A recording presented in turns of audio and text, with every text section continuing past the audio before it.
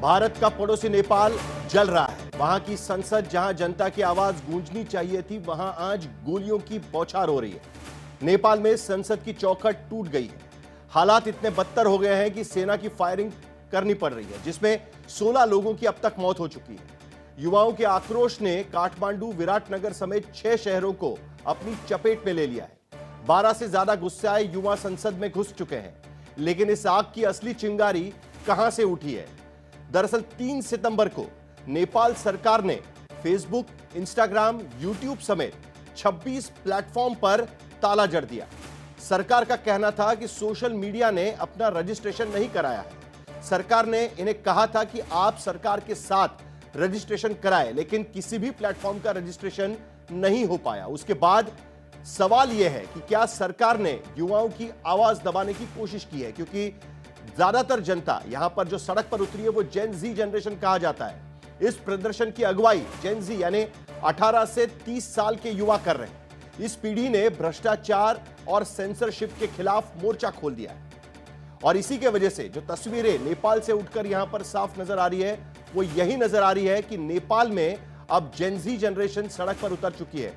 और ये तस्वीरें सिर्फ काठमांडू की नहीं है, पोखरा, विराटनगर समेत 6 शहरों में, नेपाल के 6 बड़े शहरों में इस तरीके से प्रदर्शन यहां पर किए जा रहे हैं। जेनजी जनरेशन का कहना है कि सिर्फ सोशल मीडिया पर बैन ही नहीं, तो जिस तरीके से सरकार चलाई जा रही है, जिस तरीके से नेपाल में अशांति का माहौल है, जिस तरीके से युवाओं को नौकरियां नहीं मिल पा रही है, बेरोजगारी फैल रही है और हर रोज करीब 2000 नेपाली युवा रोजगार को ढूंढने के लिए नेपाल छोड़कर बाहर जा रहे हैं। इसी के वजह से दरअसल ये प्रोटेस्ट यहां पर किए जा रहे हैं। सरकार का यह कहना था कि सोशल मीडिया प्लेटफॉर्म्स को दरअसल उनके साथ में रजिस्ट्रेशन कराना जरूरी था।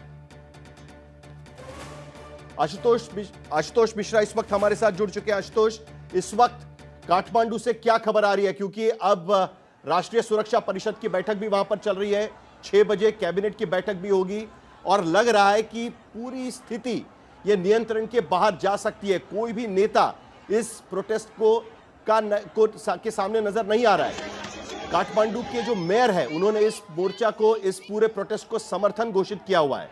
कहा जाता है कि जब उन्होंने चुनाव जीता था तब वो इन्हीं के भरोसे और सोशल मीडिया पर कैंपेन करके ही जीता था, लेकिन जेनजी जनरेशन आज की स्थिति में सड़क पर उतर आई है बिना किसी नेता के। कहां जा रहा है यह प्रोटेस्ट?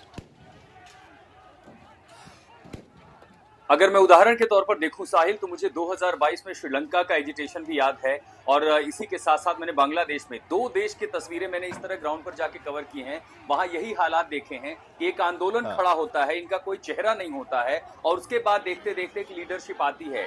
जेनजी आंदोलन एक प्रोटेस्ट से शुरू हुआ था।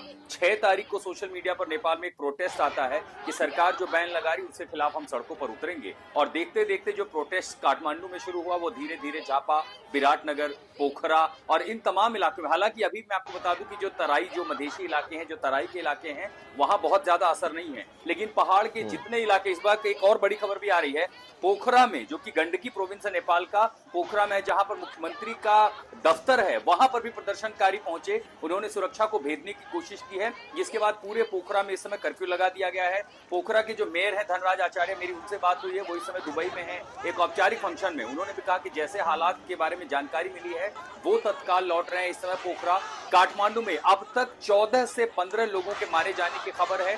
6 पत्रकार घायल हुए हैं, उनमें से कईयों को मैं निजी तौर पर भी जानता हूं, उनके पैर में गोली लगी है, रबर बुलेट्स हैं। और काठमांडू का जो सिविल अस्पताल है, जहां ये सारा कुछ हुआ था, वहां से महज 1.5 किलोमीटर की दूरी पर जो सिविल अस्पताल है, 100 से ज्यादा वहां पर घायल हैं। आसपास के दूसरे इलाकों में ले जाया गया है। भरतपुर एक इलाका है, वहां पर जो है हालात काफी बिगड़े हुए हैं, वहां पर भी झापा के पास भी एक शख्स को गोली लगी है। और अब दरअसल वहां पर कम्युनिकेशन का कोई और साधन है नहीं, तो अब वहां पर वीपीएन का इस्तेमाल कर रहे हैं तमाम प्रदर्शनकारी। वीपीएन के जरिए, चाहे व्हाट्सएप एप्लीकेशन और दूसरे एप्लीकेशन के जरिए, एक दूसरे तक मदद पहुंचा रहे हैं, खबर पहुंचा रहे हैं, जानकारी पहुंचा रहे हैं। और अभी फिलहाल स्थिति ये लगती है कि संभवतः जिस तरह से सरकार ने इसको हैंडल किया, कुछ ऐसा ही नजर आ रहा है जैसे कि कोलंबो में हमने देखा या ढाका में हमने देखा कि जिस तरह फोर्स का इस्तेमाल किया गया, और संभवतः क्या सरकार के सामने या प्रशासन के सामने वही एकमात्र रास्ता बचा था, क्योंकि प्रदर्शनकारी प्रधानमंत्री आवास की ओर जाने लगे, राष्ट्रपति राष्ट्रपति भवन की ओर जाने लगे।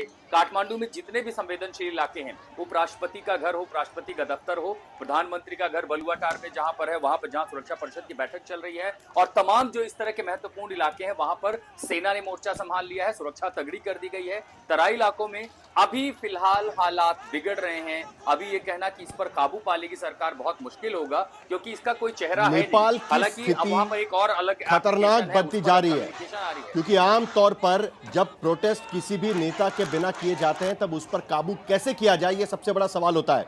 बड़ी दिलचस्प बात है कि नेपाल में 28 इस तरीके से जो सोशल मीडिया प्लेटफॉर्म्स है, जिसमें Facebook, Instagram, WhatsApp, alphabet, YouTube का, ट्विटर जो एक्स प्लेटफॉर्म, रेडिट और लिंक्डइन, इन सभी पर पाबंदी लगा दी गई है। लेकिन उसके साथ साथ टिकटॉक, वाइबर, विक और निम्बूज, ये प्लेटफॉर्म वहां पर चल रहे हैं।